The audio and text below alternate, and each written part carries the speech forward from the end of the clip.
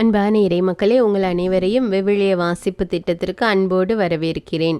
இன்று திருவிவிலிய வாசிப்பு திட்டத்தின் 16ஆம் நாள். இன்று நாம் வாசித்து அறிய இருக்கிற விவிலிய பகுதி தொடக்க நூல் அதிகாரம் 31, 32, யோபு அதிகாரம் 21, 22, நீதிமொழிகள் அதிகாரம் 3, இறைவார்த்தைகள் 9 முதல் 12 வரை. இன்றைக்கு இந்த வேத பகுதிகளை வாசிக்கும் போது நாம் சில கேள்விகளை நம்முடைய உள்ளத்தில் வைத்துக்கொண்டு அதை கவனமாக வாசிப்போம். ஏசாய் யாக்கோபின் மீது மிகுந்த கோபமாக இருந்ததால் அவருடைய பெற்றோர்கள் யாக்கோபை அவருடைய தாய்மாமன் லாபான் வீட்டிற்கு அனுப்பி வைத்தார்கள். இப்பொழுது லாபான் வீட்டிலிருந்து யாக்கோபு தப்பி ஓடுகிறார். அப்பொழுது அவர் தன்னுடைய சொந்த நாட்டுக்கு திரும்ப போக இருக்கிறார். அவருடைய சகோதரர் ஏசாவை சந்திக்க இருக்கிறார். உங்கள் கேள்வியானது, ஏசா யாக்கோபை ஏற்றுக்கொள்வாரா இல்லையா? அதற்கான பதிலை எனக்கு கமெண்ட்ஸில் தெரியப்படுத்துங்கள். இரண்டாவது கேள்வி, யாருடைய பெயர் மாற்றப்பட்டு இஸ்ரேல் என்று வைக்கப்பட்டது? யாருடைய பெயரை ஆண்டவர் மாற்றி இஸ்ரேல் என்று வைத்தார் என்பதையும் கமெண்ட்ஸில் தெரியப்படுத்துங்கள். இன்றைய விவிலிய பகுதியை வாசிப்பதற்கு முன்பதாக ஒரு சிறு ஜெபத்தோடு விவிலியம் வாசிக்க தொடங்குவோம். அன்பின் பரலோக பிதாவே, இதோ இந்த அதிகாலை வேளையிலே விவிலியத்தை வாசிக்க வேண்டும், இறை வார்த்தை வாசிக்க வேண்டும் என்ற வாஞ்சியோடு எழுந்து வாசித்து கொண்டிருக்கிறோம். தேவனே, ஆண்டவரே, எங்களுடைய உள்ளத்தில் வாரும் ராஜா. உம்முடைய இறை வார்த்தை நாங்கள் அறிந்து புரிந்து அதை எங்கள் வாழ்வாக்க எங்களுக்கு கற்றுத்தாரும் தேவனே. உம்முடைய இறை ஞானத்தையும் வெளிச்சத்தை எங்களுக்கு கொடும் ராஜா. இயேசுவின் நாமத்தில் ஜெபிக்கிறேன். விண்ணுலகில் இருக்கிற எங்கள் தந்தையே, உமது பெயர் தூயதென போற்ற பெருக. உமது ஆட்சி வருக. உமது திருவுளம் விண்ணுலகில் நிறைவேறுவது போல மண்ணுலகிலும் நிறைவேறுக. எங்கள் அன்றாட உணவை இன்று எங்களுக்கு தாரும். எங்களுக்கு எதிராக குற்றம் செய்வோரை நாங்கள் மன்னிப்பது போல எங்கள் குற்றங்களை மன்னியும். எங்களை சோதனைக்குட்படுத்தாதேயும், தீமையிலிருந்து எங்களை விடுவித்தருளும். ஆமீன். அருள் நிறைந்த மரியே வாழ்க. ஆண்டவர் உம்முடனே, பெண்களுள் ஆசி பெற்றவர் நீரே. உம்முடைய திருவயிற்றின் கனியாகிய இயேசுவும் ஆசி பெற்றவரே. புனித மரியே, இறைவனின் தாயே, பாவிகளாயிருக்கிற எங்களுக்காக இப்பொழுதும் எங்கள் இறப்பின் வேளையிலும் வேண்டிக் கொள்ளும். ஆமேன்.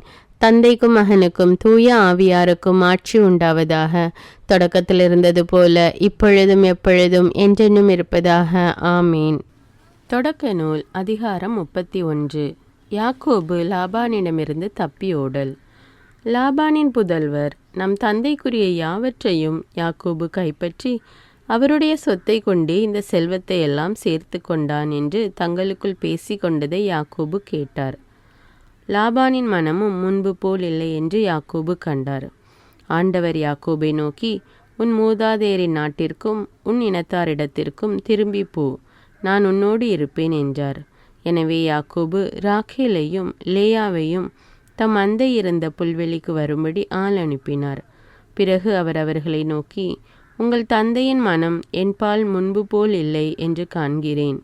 என் தந்தையின் கடவுளோ என்னோடு இருந்து வருகிறார். உங்கள் தந்தைக்காக முழு வலிமையுடன் உழைத்தேன் என்று உங்களுக்கு தெரியும். உங்கள் தந்தையோ என்னை ஏமாற்றி என் கூலியை 10 முறை மாற்றினார்.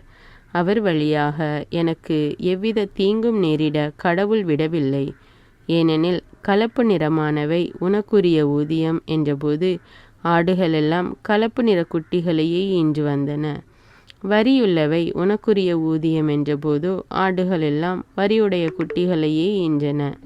இவ்விதமாய் கடவுளே உங்கள் தந்தையின் மந்தைகளை எடுத்து எனக்கு தந்தருளினார். ஆடுகள் சினையுறும் காலத்தில் நான் ஒரு கனவு கண்டேன். அதில் நான் கண்களை உயர்த்தி பார்த்தபோது ஆடுகளோடு பொலியும் கிடாய்கள் வரியும் கலப்பு நிறமும் புள்ளியும் உடையனவாய் இருந்தன. அக்கனவில் கடவுளுடைய தூதர் யாக்கோபு என்று என்னை அழைக்க, நான் இதோ அடியேன் என்றேன். அவர், உன் கண்களை உயர்த்தி கிடாய்கள் யாவும் வரியும் கலப்பு நிறமும் புள்ளியும் உடைய ஆடுகளுடன் பொழிவதை பார். ஏனெனில் லாபான் உனக்கு செய்தது அனைத்தையும் நான் கண்டேன். நீ கல்லை திருப்பொழிவு செய்து எனக்கு நேர்ச்சி செய்து கொண்ட இடமாகிய பெத்தேலின் இறைவன் நானே. நீ உடனே எழுந்து இந்த நாட்டை விட்டு புறப்படு, உன் பிறந்த நாட்டுக்கு திரும்பி செல் என்று கூறினார் என்றார். அதற்கு ராக்கேலும் லேயாவும், எங்கள் தந்தையின் குடும்பத்தில் எங்களுக்கு பங்கும் உரிமை சொத்தும் இன்னும் உண்டோ? அவர் எங்களை அந்நிய பெண்களைப் போல் விலைக்கு விற்று எங்களுக்காக வாங்கியதையும் முழுமையாக விழுங்கிவிடவில்லையா? ஆனால் செல்வத்தை எல்லாம் எங்கள் தந்தையிடமிருந்து கடவுள் பிடுங்கி நமக்கும் நம் பிள்ளைகளுக்கும் உரிமையாக்கினார். ஆகையால் கடவுள் உங்களுக்கு சொன்னதையெல்லாம் செய்யுங்கள் என்றனர். அப்போது யாக்கோபு தம் மக்களையும் மனைவியரையும் ஒட்டகங்களின் மேல் ஏற்றிக்கொண்டு புறப்பட்டு சென்றார். பதானராமில் ஈட்டிய செல்வம் அனைத்தையும் திரட்டி கொண்டு மந்தைகள் எல்லாவற்றையும் ஓட்டிக்கொண்டு கானான் நாட்டிலிருந்த தம் தந்தை ஈசாக்கை நோக்கி பயணமானார். லாபான் ஆடுகளுக்கு உரோமம் கத்தரிக்க போயிருந்த பொழுது ராக்கேல் தம் தந்தையின் குலதெய்வ சிலைகளை திருடி கொண்டு விட்டார். மேலும் யாக்கோபு தாம் ஓடிப்போகிற செய்தியை அரமேயனான லாபானுக்கு தெரிவிக்காமல் ஏமாற்றிவிட்டார். அவர் தமக்கு சொந்தமான எல்லாவற்றையும் எடுத்துக்கொண்டு நதியை கடந்து கிளையாது மலை நாட்டை நோக்கி தப்பினார். லாபான் யாக்கோபை துரத்தி பிடித்தல். யாக்கோபு தப்பியோடிய செய்தி லாபானுக்கு 3ஆம் நாள் தெரிவிக்கப்பட்டது. உடனே அவன் தன் உறவினர்களை கூட்டிக் கொண்டு 7 நாள்களாக அவரை பின்தொடர்ந்து சென்று அவர் இருந்த கிளையாது மலைப்பகுதியை நெருங்கினான். அன்றிரவு கனவில் அரமேயனான லாபானுக்கு கடவுள் தோன்றி அவனை நோக்கி, நீ யாக்கோபிடம் நல்லதோ கெட்டதோ யாதொன்றும் பேச வேண்டாம் என எச்சரித்தார். லாபான் யாக்கோபை நெருங்கிய பொழுது யாக்கோபு கிளையாது மலைப்பகுதியில் கூடாரம் அடித்திருந்தார். அம்மலைப்பகுதியில் லாபானும் அவன் உறவினரும் கூடாரம் அடித்து தங்கினர். அவன் யாக்கோபை நோக்கி, நீர் இப்படி செய்யலாமா? என்னை ஏமாற்றி என் புதல்வியரை வாள்முனையில் பிடித்த கைதிகளைப் போல் இட்டு செல்லலாமா? எனக்கு ஒன்றும் தெரிவிக்காமல் என்னை ஏமாற்றிவிட்டு ஏன் இரகசியமாய் ஓடி வந்தீர்? நான் மேலதாள வாத்தியங்களுடன் மகிழ்ச்சியாய் உங்களை வழியனுப்பி வைத்திருப்பேனே. என் பேரப்பிள்ளைகளையும் புதல்வியரையும் நான் முத்தமிட விடாமல் செய்துவிட்டது ஏன்? நீர் முட்டாள்தனமாக நடந்து கொண்டீர். இப்போதோ உமக்கு தீங்கிழைக்க என்னால் முடியும். ஆனால் நேற்றிரவு தந்தையின் கடவுள் என்னை நோக்கி, நீ யாக்கோபிடம் நல்லதோ கெட்டதோ யாதொன்றும் பேச வேண்டாம் என்று எச்சரித்தார். தந்தையின் வீட்டுக்கு திரும்பும் ஆவலினால் நீர் இவ்வாறு வந்துவிட்டீர். ஆனால் என் குலதெய்வ சிலைகளை திருடி கொண்டது ஏன் என்றான். யாக்கோபு அவனுக்கு மறுமொழியாக, நீரும் புதல்வியரை வன்முறையில் என்னிடமிருந்து பிரித்து வைத்து கொள்வீர் என்று அஞ்சினேன். ஆனால் குலதெய்வ சிலைகளை யாரேனும் திருடியிருந்தால் அவன் உயிரோடு இருக்க வேண்டாம். உம்முடைய பொருள் ஏதாவது இங்கே என்னிடம் இருக்கின்றதா என்று நம் உறவினர் முன்னிலையில் பரிசோதித்து பார்த்து எடுத்துக்கொள்ளும் என்றார். அவற்றை ராக்கேல் திருடியிருந்தது யாக்கோபுக்கு தெரியாது. அப்பொழுது லாபான் யாக்கோபின் கூடாரத்திலும் லேயாவின் கூடாரத்திலும் 2 வேலைக்காரிகளின் கூடாரத்திலும் நுழைந்து தேடி பார்த்தும் ஒன்றையும் கண்டுபிடிக்கவில்லை. பின் அவன் லேயாவின் கூடாரத்தை விட்டு வெளியே வந்து ராக்கேலின் கூடாரத்திற்குள் நுழைந்தான். இதற்கிடையே ராக்கேல் குலதெய்வ சிலைகளை எடுத்து தம் ஒட்டக சேனத்தினுள் ஒளித்து வைத்து அதன் மேல் உட்கார்ந்து கொண்டார். லாபான் கூடாரமெங்கும் சோதித்து பார்த்தும் ஒன்றையும் கண்டுபிடிக்கவில்லை. அவர் தன் தந்தையை நோக்கி, என் தலைவராகிய முன்னிலையில் என்னால் நிற்க முடியவில்லை என்று சினம் கொள்ள வேண்டாம், ஏனெனில் நான் மாதவிலக்காய் இருக்கிறேன் என்றார். எனவே அவன் எவ்வளவு தேடி பார்த்தும் குலதெய்வ சிலைகளை கண்டுபிடிக்க முடியவில்லை. அப்பொழுது யாக்கோபு சினமுற்று லாபானுடன் வாதிட்டு மறுமொழியாக கூறியது, நான் செய்த குற்றம் என்ன? நான் செய்த பாவம் என்ன? ஏன் இப்படி என்னை துரத்தி கொண்டு வருகிறீர்? என் உடைமைகளெல்லாம் சோதித்து பார்த்தீரே. வீட்டு பொருளில் ஏதேனும் கண்டுபிடித்தீரா? அப்படியானால் அதை என் உறவினர் முன்னிலையில் இங்கே வையும். இவர்களே உமக்கும் எனக்கும் இடையே தீர்ப்பு வழங்கட்டும். இதற்காகத்தானா நான் உம்மோடு 20 ஆண்டுகளாக இருந்தேன்? உம்முடைய செம்மறியாடுகளும் வெள்ளாடுகளும் சினை அழியவில்லையே. உம்முடைய மந்தை கிடாய்களில் ஒன்றையும் நான் தின்னவில்லையே. கொடிய விலங்குகளால் அடிபட்டவைகளை நான் உம்மிடம் கொண்டு வரவில்லையே. மாறாக அவற்றிற்கும் ஈடு செய்தேன். ஆனால் இரவிலோ பகலிலோ களவு போனவற்றிற்காக நீர் என் கையில் இருந்து ஈடு வாங்கி கொண்டீரே. பகலில் கொடும் வெயிலும் இரவில் கடும் குளிரும் என்னை வாட்டின. அதனால் என் கண்களுக்கு உறக்கமே இல்லை. இவ்விதமாய் நான் உமது வீட்டில் புதல்வியருக்காக 14 ஆண்டுகளும் மந்தைகளுக்காக 6 ஆண்டுகளுமாக இந்த 20 ஆண்டுகள் உம்மிடம் வேலை செய்தேன். நீரோ என் ஊதியத்தை 10 முறை மாற்றினீர். அப்ரஹாமின் கடவுளும் ஈசாக்கின் அச்சமுமான என் தந்தையின் கடவுள் என்னோடு இருந்திராவிடில் உண்மையாகவே நீர் என்னை வெறுங்கையனாய் அனுப்பியிருப்பீர். ஆனால் கடவுள் என் துன்பத்தையும் கடின உழைப்பையும் கண்டு நேற்றிரவு உம்மை எச்சரித்திருக்கிறார் என்றார். யாக்கோபு லாபான் உடன்படிக்கை. அதற்கு மறுமொழியாக லாபான் யாக்கோபை நோக்கி, இப்புதல்வியர் என் புதல்வியர், இப்பிள்ளைகள் என் பிள்ளைகள், இம்மந்தை என் மந்தை, நீர் காண்பவை யாவும் என்னுடையவையே. இப்படி இருக்க என் புதல்வியருக்கோ அவர்கள் பெற்றெடுத்த பிள்ளைகளுக்கோ நான் இன்று என்ன செய்துவிடப் போகிறேன்? வாரும், நானும் நீரும் இப்பொழுது உடன்படிக்கை செய்து கொள்வோம். அது உமக்கும் எனக்கும் இடையே சான்றாக இருக்கட்டும் என்றான். எனவே யாக்கோபு ஒரு கல்லை எடுத்து நினைவு தூணாக நிறுத்தினார். யாக்கோபு தம் உறவினரை நோக்கி, கற்கள் சேகரித்து கொண்டு வாருங்கள் என்றார். அவர்களும் கற்களை கொண்டு வந்து ஒரு குவியல் எழுப்பி அக்குவியல் அருகே உணவருந்தினர். அதற்கு லாபான் எகர்சகதுத்தா என்றும் யாக்கோபு கலையது என்றும் பெயரிட்டனர். பின்னர் லாபான், இக்குவியல் இன்று உமக்கும் எனக்கும் சான்றாகுக என்றான். ஆகவே அதற்கு அவன் கலையேது என்று பெயரிட்டான். மீண்டும் அவன், நாம் ஒருவரை விட்டு பிரிந்து சென்ற பின்னும் ஆண்டவரே நம்மை கண்காணிப்பாராக என்று சொல்லி அதற்கு மிஸ்பா என்றும் பெயரிட்டான். மேலும் அவன், நீர் என் புதல்வியரை துன்புறுத்தினாலோ அவர்களை தவிர வேறு பெண்களை மணந்து கொண்டாலோ நம்மிடையே வேறு எவரும் இல்லை எனினும் உமக்கும் எனக்கும் இடையே கடவுளே சாட்சி என்பதை நினைவில் கொள்ளும் என்றான். மீண்டும் லாபான் யாக்கோபை நோக்கி, இதோ இந்த குவியலையும் நினைவு தூணையும் பாரும். இவற்றை எனக்கும் உமக்கும் இடையே நிறுத்தி வைத்துள்ளேன். நான் இந்த குவியலை கடந்து வந்து உமக்கு தீங்கிழைக்க மாட்டேன் என்பதற்கும், நீர் இந்த குவியலையும் நினைவு தூணையும் கடந்து வந்து எனக்கு தீங்கிழைக்க மாட்டீர் என்பதற்கும் இந்த குவியல் சான்று, இந்த நினைவு தூண் சான்று.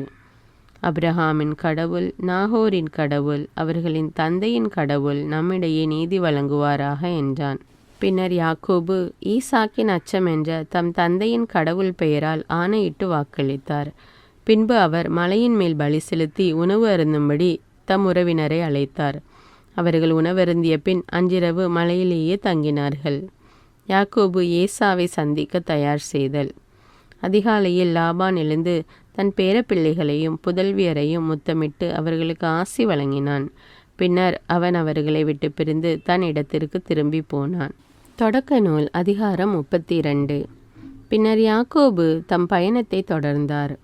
கடவுளின் தூதர்கள் வழியில் அவரை சந்தித்தார்கள். யாக்கோபு அவர்களை கண்டபோது, இதுதான் கடவுளின் படை என்று கூறி அந்த இடத்திற்கு மகனையும் என்று பெயரிட்டார். பின்பு யாக்கோபு ஏதோம் நாட்டிலுள்ள சேயீர் பகுதியில் வாழ்ந்து வந்த தம் சகோதரன் ஏசாவிடம் தூதரை அனுப்பினார்.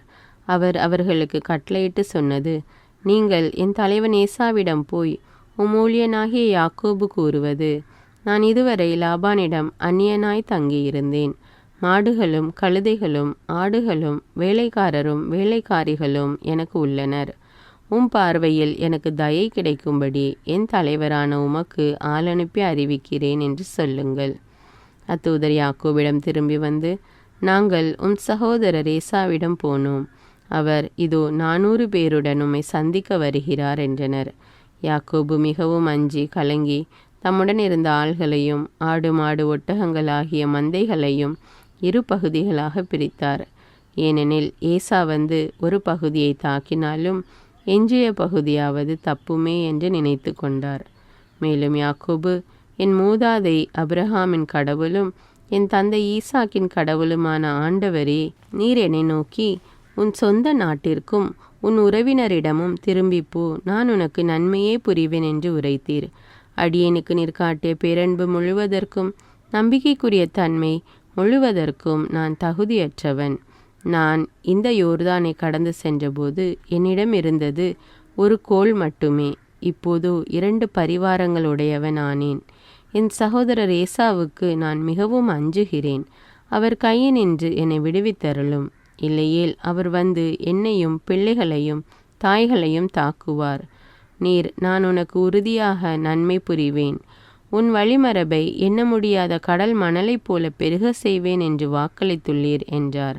அன்றிரவு அவர் அங்கேயே தங்கி தமக்கு சொந்தமானவற்றிலிருந்து சகோதரர் ஏசாவுக்கு அன்பளிப்பாக 200 வெள்ளாடுகளையும் 20 வெள்ளாட்டு கிடாய்களையும் 200 செம்மறி ஆடுகளையும் 20 செம்மறி கிடாய்களையும் 30 பெண் ஒட்டகங்களையும் அவற்றின் குட்டிகளையும் 40 பசுக்களையும் 10 காளைகளையும் 20 பெண் கழுதைகளையும் 10 ஆண் கழுதைகளையும் தேர்ந்தெடுத்தார். அவற்றுள் ஒவ்வொரு மந்தையையும் வேலைக்காரர் கையில் தனித்தனியாய் ஒப்புவித்து, நீங்கள் மந்தைகளுக்கு இடையே இடம் விட்டு எனக்கு முன் ஓட்டிக்கொண்டு போங்கள் என்று சொன்னார்.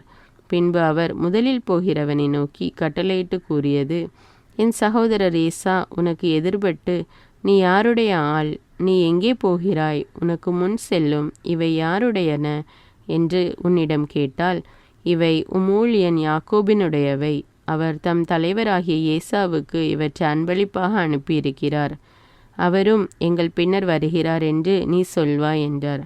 அதேவிதமாய் அம்மந்தைகளை ஓட்டி செல்லும் 2ஆம் 3ஆம் ஆள்களுக்கும் மற்ற அனைவருக்கும் கட்டளையிட்டு கூறியது, ஏசாவை நீங்கள் சந்திக்கும் பொழுது, இதோ ஊழியன் யாக்கோபு எங்கள் பின்னால் வருகிறார் என்று சொல்லுங்கள். ஏனெனில் யாக்கோபு, நான் அவர் முன்னே அன்பளிப்புகளை அனுப்பி அவரை அமைதிப்படுத்துவேன். பின்பு அவரை நேரில் காணும் பொழுது அவர் ஒருவேளை என்னை ஏற்றுக்கொள்வார் என்று நினைத்தார். யாக்கோபு இஸ்ரவேல் என்ற பெயர் பெறுதல். அவ்விதமே யாக்கோபின் அன்பளிப்புகள் அவருக்கு முன் சென்றன. அவரோ அன்றிரவு கூடாரத்தில் தங்கினார். அந்த இரவிலேயே அவர் எழுந்து தம் 2 மனைவியரையும் 2 வேலைக்காரிகளையும் புதல்வர் 11 வரையும் அழைத்து கொண்டு யாபோக்கு ஆற்றின் துறையை கடந்தார். அப்படி அவர்களை ஆற்றை கடக்க செய்தபோது தமக்கிருந்த அனைத்தையும் அனுப்பி வைத்தார். யாக்கோபு மட்டும் இவ்வாறு தனித்திருக்க ஒரு ஆடவர் பொழுது விடியும் மட்டும் அவரோடு மற்போரிட்டார். யாக்கோபை வெற்றி கொள்ள முடியாதென்று கண்ட அந்த ஆடவர் அவரது தொடை சந்தை தொட்டார். யாக்கோபு அவரோடு மற்போரிடுகையில் தொடை சந்தை இடம் விலகியது. அப்பொழுது ஆடவர், என்னை போகவிடு, பொழுது புலரப் போகிறது என. யாக்கோபு, நீர் எனக்கு ஆசி வழங்கினாலொழிய உம்மை போகவிடேன் என்று மறுமொழி சொன்னார். ஆடவர், உன் பெயர் என்ன என. அவர், நான் யாக்கோபு என்றார். அப்பொழுது அவர், உன் பெயர் இனி யாக்கோபு எனப்படாது, இஸ்ரவேல் எனப்படும். ஏனெனில் நீ கடவுளோடும் மனிதரோடும் போராடி வெற்றி கொண்டாய் என்றார். யாக்கோபு அவரை நோக்கி, உன் பெயரை சொல்லும் என்றார். அவர், என் பெயரை நீ கேட்பதேன் என்று அந்த இடத்திலேயே அவருக்கு ஆசி வழங்கினார். அப்பொழுது யாக்கோபு, நான் கடவுளின் முகத்தை நேரில் கண்டும் உயிர் தப்பி பிழைத்தேன் என்று சொல்லி அந்த இடத்திற்கு பெனியேல் என்று பெயரிட்டார்.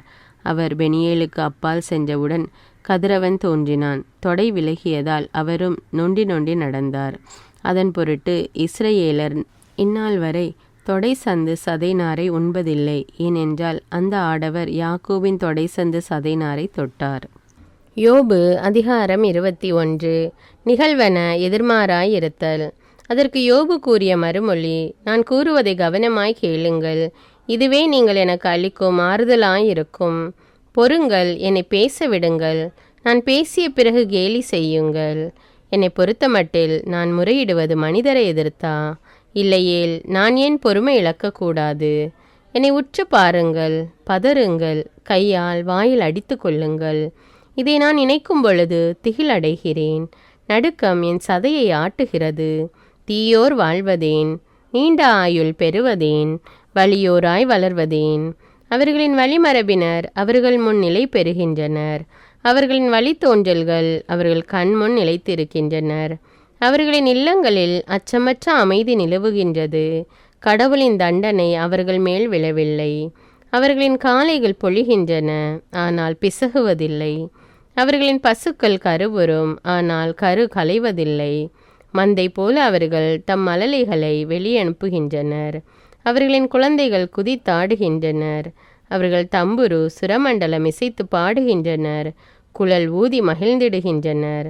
அவர்கள் மகிழ்வில் தம் நாள்களை கழிக்கின்றனர். அமைதியில் பாதாளம் இறங்குகின்றனர். அவர்கள் இறைவனிடம் இயம்புகின்றனர், எம்மை விட்டு அகலும், ஏனெனில் உமது வழிகளை அறிந்து கொள்ள நாங்கள் விரும்பவில்லை. எல்லாம் வல்லவர் யார் நாங்கள் பணிபுரிய? அவரை நோக்கி நாங்கள் மன்றாடுவதால் என்ன பயன்? இதோ அவர்களின் வல்லமை அவர்களின் கையில் இல்லை. எனவே தீயோரின் ஆலோசனை எனக்கு தொலையில் இருப்பதாக. எத்தனை முறை தீயோரின் ஒளி அணைகின்றது, அழிவு அவர்கள் மேல் வருகின்றது. கடவுள் தம் சீற்றத்தில் வேதனையை பங்கிட்டு அளிக்கின்றார். அவர்கள் காற்றுக்கு முன் துரும்பு போன்றோர், சூறாவளி அடித்து போகும் பதர் போன்றோர். அவர்களின் தீங்கை கடவுள் அவர்களின் பிள்ளைகளுக்கா சேர்த்து வைக்கின்றார். அவர்களுக்கே அவர் திரும்ப கொடுக்கின்றார். அவர்களும் அதை உணர்வர். அவர்களின் அழிவை அவர்களின் கண்களே காணட்டும். எல்லாம் வல்லவரின் வெஞ்சினத்தை அவர்கள் குடிக்கட்டும். அவருடைய நாள்கள் எண்ணப்பட்ட பின் அவர்களது இல்லத்தில் அவர்கள் கொள்ளும் அக்கறை என்ன? இறைவனுக்கு அறிவை கற்பிப்போர் யார்? ஏனெனில் அவரே உயர்ந்தோரை தீர்ப்பிடுகின்றார். சிலர் வளமையோடும் வலிமையோடும் நிறைவோடும் முழு அமைதியோடும் சாகின்றனர். அவர்களின் தொடைகள் கொழுப்பேறி உள்ளன. அவர்களின் எலும்புகளின் சோறு உலரவில்லை. வேறு சிலர் கசந்த உள்ளத்துடன் இனிமையை சுவைக்காதவராய் சாகின்றனர். புழுதியில் இரு சாராரும் ஒன்றாய் துஞ்சுவர். புழுக்கள் அவர்களை போர்த்தி நிற்குமே. இதோ எண்ணங்களையும் எனக்கு எதிராய் தீட்டும் திட்டங்களையும் நான் அறிவேன். ஏனெனில் நீங்கள் கூறுகின்றீர்கள், கொடுங்கோலனின் இல்லம் எங்கே? கொடியவன் குடியிருக்கும் கூடாரம் எங்கே? வழிப்போக்கர்களை நீங்கள் வினவவில்லையா? அவர்கள் அறிவித்ததை நீங்கள் கேட்கவில்லையா? தீயோர் அழிவின் நாளுக்கென விடப்பட்டுள்ளனர். வெஞ்சின நாளில் அவர்கள் விடுவிக்கப்படுவாரா? யார் அவர்களின் முகத்துக்கு எதிரே அவர்களின் போக்கை உரைப்பார்? யார் அவர்களின் செயலுக்கேற்ப கொடுப்பார்? இருப்பினும் கல்லறைக்கு அவர்கள் கொண்டு வரப்படுவர். அவர்களின் சமாதிக்கு காவல் வைக்கப்படும். பள்ளத்தாக்கின் மண் அவர்களுக்கு இனிமையாயிருக்கும். மாந்தர் அனைவரும் அவர்களை பின்தொடர்வர். அவர்களின் முன் செல்வோருக்கு கணக்கில்லை. அப்படி இருக்க வெற்று மொழியால் நீர் என்னை தேற்றுவதெப்படி? உமது மறுமொழி முற்றிலும் பொய்யே. யோபு அதிகாரம் 22. கடவுளோடு ஒப்புரவாகும் வழி. பின்னர் தேமானியனான எலிப்பாசு பேசத் தொடங்கினான். மனிதரால் இறைவனுக்கு பயனுண்டா? மதிநுட்பமுடையவரால் அவருக்கு பயனுண்டா? நீர் நேர்மையாக இருப்பது எல்லாம் வல்லவருக்கு இன்பம் பயக்குமா? நீர் உமது வழியை செம்மைப்படுத்துவது அவருக்கு நன்மை பயக்குமா? நீர் அவரை அஞ்சி மதிப்பதாலா அவர் உம்மை கண்டிக்கிறார்? அதனை முன்னிட்டா உம்மை தீர்ப்பிடுகிறார்? உமது தீமை பெரிதல்லவா? உமது கொடுமைக்கு முடிவில்லையா? ஏனெனில் அற்பமானவற்றுக்கும் உறவின் முறையாரிடம் அடகு வாங்கினீர். ஏழைகளின் உடையை உரிந்து விட்டீர். தாகமுள்ளோருக்கு குடிக்க தண்ணீர் தரவில்லை. பசித்தோருக்கு உணவு கொடுக்க முன்வரவில்லை. வலிய மனிதராகிய உமக்கு வையகம் சொந்தமாயிற்று. தயவு பெற்றவருக்கே அது குடியிருப்பாயிற்று. விதவைகளை நீர் வெறுங்கையராய் விரட்டினீர். அனாதைகளின் கைகளை முறித்து போட்டீர். ஆகையால் கன்னிகள் உம்மை சூழ்ந்துள்ளன. கிளி உம்மை திடீரென ஆட்கொள்ளும். நீர் காணா வண்ணம் காரிருள் சூழ்ந்தது. நீர் பெருக்கு உம்மை மூழ்கடித்தது. உயரத்தே விண்ணகத்தில் கடவுள் இல்லையா? வானில் இருக்கும் விண்மீன்களை பாரும். அவை எவ்வளவு உயரத்தில் உள்ளன. ஆனால் நீர் சொல்கின்றீர், இறைவனுக்கு என்ன தெரியும்? கார்முகிலை ஊடுருவி பார்த்து அவரால் தீர்ப்பிட முடியுமா? அவர் பார்க்கா வண்ணம் முகில் மறைகின்றது. அவர் வான்தளத்தில் உலவுகின்றார். பாதகர் சென்ற பழைய நெறியில் நீரும் செல்ல விளைகின்றீரோ? நேரம் வரும் முன்பே அவர்கள் பிடிபட்டனர். அவர்கள் அடித்தளத்தை வெள்ளம் அடித்து சென்றது. அவர்கள் இறைவனிடம், எங்களை விட்டு அகலும், எல்லாம் வல்லவர் எங்களுக்கு என்ன செய்ய முடியும் என்பர். இருப்பினும் அவரே அவர்களின் இல்லத்தை நன்மையினால் நிரப்பினார். எனினும் தீயவரின் திட்டம் எனக்கு தொலைவாயிருப்பதாக. நேர்மையுள்ளோர் அதை கண்டு மனம் மகிழ்கின்றனர். மாசற்றோர் அவர்களை எள்ளி நகையாடுகின்றனர். இதோ நம் பகைவர் வீழ்த்தப்பட்டனர். அவர்களின் சேமிப்பு தீயால் விழுங்கப்பட்டது என்கின்றனர். இணங்குக, இறைவனுக்கு எய்துக அமைதி. அதனால் உமக்கு நன்மை வந்தடையும். அவர் வாயினின்று அறிவுரை பெறுக. அவர் தம் மொழிகளை நெஞ்சில் பொறித்திடுக. நீர் எல்லாம் வல்லவரிடம் திரும்பி வருவீராகில் நீர் கட்டி எழுப்பப்படுவீர். தீயவற்றை கூடாரத்திலிருந்து அகற்றிவிடும். பொன்னை புழுதியிலே எரிந்து ஓபீர் தங்கத்தை ஓடை கற்களிடையே வீசிவிடும். எல்லாம் வல்லவரே உமக்கு பொன்னாகவும் வெள்ளியாகவும் வலிமையாகவும் திகழ்வார். கடவுளின் ஆற்றலுக்கு புகழ் பாடல். அப்போது எல்லாம் வல்லவரில் நீ நம்பிக்கை கொள்வீர். கடவுளை பார்த்து முகத்தை நிமிர்த்திடுவீர். நீர் அவரிடம் மன்றாடுவீர். அவரும் உமக்கு செவி கொடுப்பார். நீ நினைப்பது கைகூடும். வழிகள் ஒளிமயமாகும். ஏனெனில் அவர் செருக்குற்றோரின் ஆணவத்தை அழிக்கின்றார். தாழ்வாக கருதப்பட்டோரை மீட்கின்றார். குற்றவாளிகளையும் அவர் விடுவிப்பார். அவர்களும் கைகளின் தூய்மையால் மீட்கப்படுவர். நீதிமொழிகள் அதிகாரம் 3 இறை வார்த்தைகள் 9 முதல் 15. உன் செல்வத்தை கொண்டு அவரை போற்று. உன் விளைச்சல்கள் எல்லாவற்றின் முதற் பலனையும் ஆண்டவருக்கு காணிக்கையாக்கு. அப்பொழுது உன் களஞ்சியங்கள் நிறைந்திருக்கும். குடங்களில் திராட்சை ரசம் வழிந்தோடும். பிள்ளாய், ஆண்டவர் உன்னை கண்டித்து திருத்துவதை வேண்டாம் என்று தள்ளிவிடாதே. அவர் கண்டிக்கும் போது அதை தொல்லையாக நினையாதே. தந்தை தன் அருமை மகனை கண்டிப்பது போல் ஆண்டவர் தாம் யாரிடம் அன்பு கொண்டிருக்கின்றாரோ அவர்களை கண்டிக்கின்றார். ஞானத்தை தேடி அடைந்தோர் நற்பேறு பெற்றோர், மெய்யறிவை அடைந்தோர் நற்பேறு பெற்றோர்.